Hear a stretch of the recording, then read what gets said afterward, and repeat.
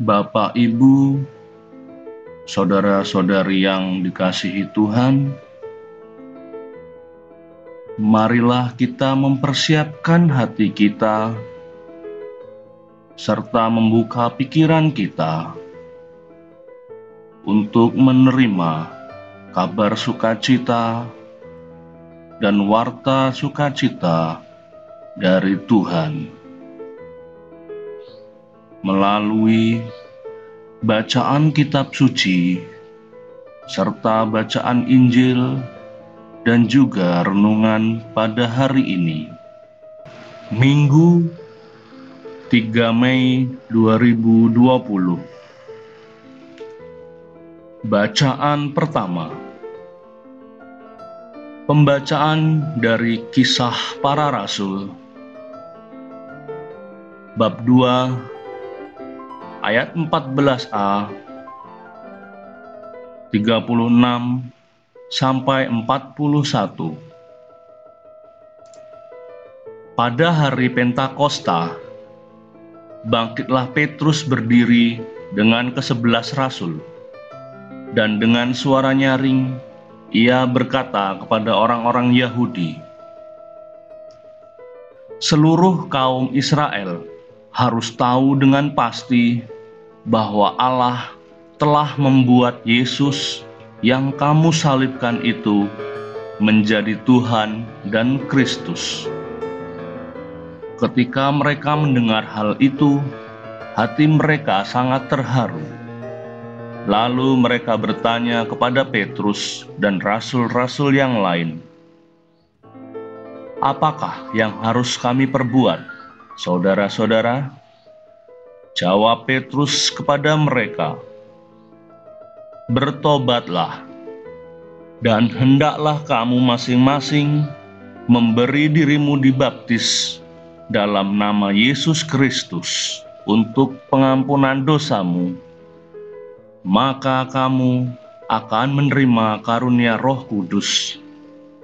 Sebab bagi kamulah janji itu, bagi anak-anakmu dan bagi orang yang masih jauh, yaitu sebanyak yang akan dipanggil oleh Tuhan Allah kita." Dengan banyak perkataan lain lagi, Petrus memberi suatu kesaksian yang sungguh-sungguh, dan ia mengecam dan menasihati mereka, katanya, "Berilah dirimu diselamatkan dari angkatan yang jahat ini." Orang-orang yang menerima perkataan Petrus itu memberi diri dibaptis, dan pada hari itu jumlah mereka bertambah kira-kira 3.000 jiwa. Demikianlah sabda Tuhan. Syukur kepada Allah. Bacaan kedua, pembacaan dari surat Petrus yang pertama, bab 2 ayat 20b sampai 25. Saudara-saudara terkasih, jika kamu berbuat baik dan karena itu harus menderita, itu adalah kasih karunia pada Allah. Sebab untuk itulah kamu dipanggil, karena Kristus pun telah menderita untuk kamu, dan telah meninggalkan teladan bagimu, supaya kamu mengikuti jejaknya. Ia tidak berbuat dosa, dan tipu muslihat pun tidak ada dalam mulutnya. Ketika dicaci maki, ia tidak membalas dengan mencaci maki. Ketika menderita, ia tidak mengancam, tetapi menyerahkannya kepada Dia yang menghakimi dengan adil. Ia sendiri telah memikul dosa kita di dalam tubuhnya di kayu salib, supaya kita yang telah mati terhadap dosa hidup untuk kebenaran. oleh bilur-bilurnya kamu telah disembuhkan. Sebab dahulu kamu sesat seperti domba, tetapi sekarang kamu telah kembali kepada gembala dan pemelihara jiwamu. Demikianlah sabda Tuhan. Syukur kepada Allah. Inilah Injil Yesus Kristus menurut Yohanes, bab 10, ayat 1 sampai 10.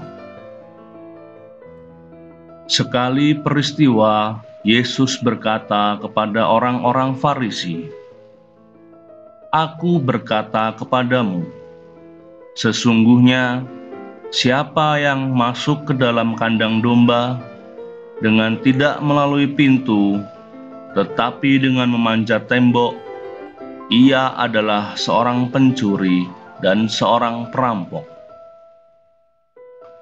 Tetapi siapa yang masuk melalui pintu, ia adalah gembala domba. Untuk dia penjaga membuka pintu dan domba-domba mendengarkan suaranya. Ia memanggil dombanya masing-masing menurut namanya dan menuntunnya keluar. Jika semua domba telah dibawanya keluar, ia berjalan di depan mereka, dan domba-domba itu mengikuti dia, karena mereka mengenal suaranya. Tetapi seorang asing pasti tidak mereka ikuti, malah mereka lari daripadanya, karena suara orang-orang asing tidak mereka kenal. Itulah yang dikatakan Yesus dalam perumpamaan kepada mereka. Tetapi mereka tidak mengerti apa maksudnya. Ia berkata demikian kepada mereka. Tetapi mereka tidak mengerti apa maksudnya ia berkata demikian kepada mereka. Maka kata Yesus sekali lagi, "Aku berkata kepadamu, sesungguhnya akulah pintu kepada domba-domba itu. Semua orang yang datang sebelum aku adalah pencuri dan perampok, dan domba-domba itu tidak mendengarkan mereka. Akulah pintu. Barang siapa masuk melalui aku, ia akan selamat. Ia akan masuk dan keluar dan menemukan padang rumput.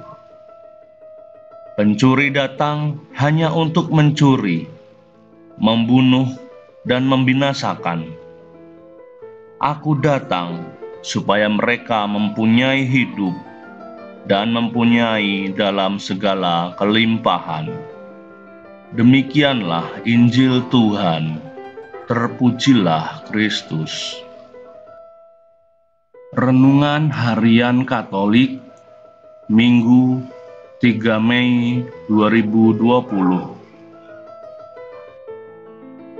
Dalam kehidupan ini, ada orang yang seringkali putus cinta karena macam-macam kejadian, karena macam-macam alasan.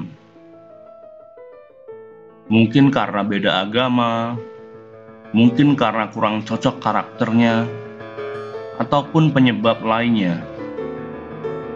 Demikian juga pada kehidupan panggilan di biara, di kongregasi, juga ada yang belum menemukan kecocokan.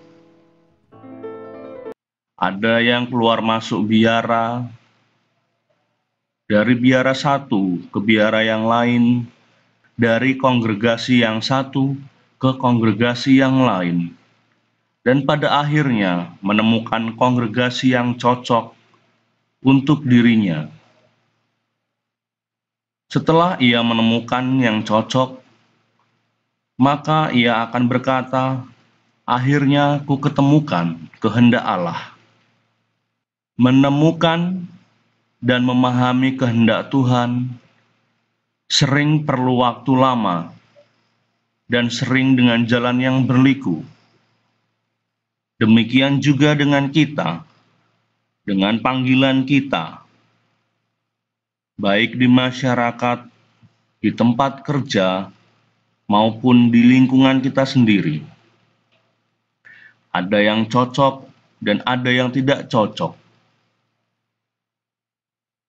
Ungkapan menemukan dan memahami kehendak Tuhan tampaknya juga bisa dikenakan pada gereja perdana yang memerlukan waktu untuk memahami kehendak Tuhan mengenai pewartaan Injil ke seluruh segala bangsa. Sebenarnya, perintah Yesus sebelum naik ke surga sangat jelas, bahwa Injil harus diwartakan ke segala bangsa. Tetapi para rasul tidak begitu mengerti. Hal tersebut terbukti pada bacaan pertama hari ini, di mana masih terjadi perselisihan pendapat mengenai pertobatan orang-orang non-Yahudi kepada Yesus Kristus. Petrus sebagai pemimpin para rasul, sebagai paus pertama, tidak cepat menangkap kehendak Yesus. Petrus mesti mengalami penglihatan sampai 3 kali, hingga akhirnya mengerti melalui pembaptisan Kornelius, orang Romawi, bahwa Tuhan menghendaki pewartaan Injil kepada bangsa-bangsa non-Yahudi juga. Jadi kepada bangsa-bangsa lain pun Allah mengkaruniakan pertobatan yang memimpin kepada hidup. Kita harus mengakui bahwa banyak kali kita membutuhkan waktu yang lama untuk dapat mengerti dan memahami kehendak Tuhan atas hidup kita, atas hidup orang-orang yang kita kasihi. Namun, kita harus bersyukur kepada Allah, karena Allah selalu sabar dengan kita, dan Allah tidak pernah berhenti memberi tanda yang menunjukkan kepada kehendak-Nya. Yang perlu dari kita adalah keterbukaan hati dan rela dibimbing oleh Roh Kudus. Ya Tuhan yang Maha Kuasa, bantulah kami umat-Mu untuk bersabar, guna mengerti dan memahami kehendak-Mu atas hidup kami dan hidup orang yang kami kasihi. Amin.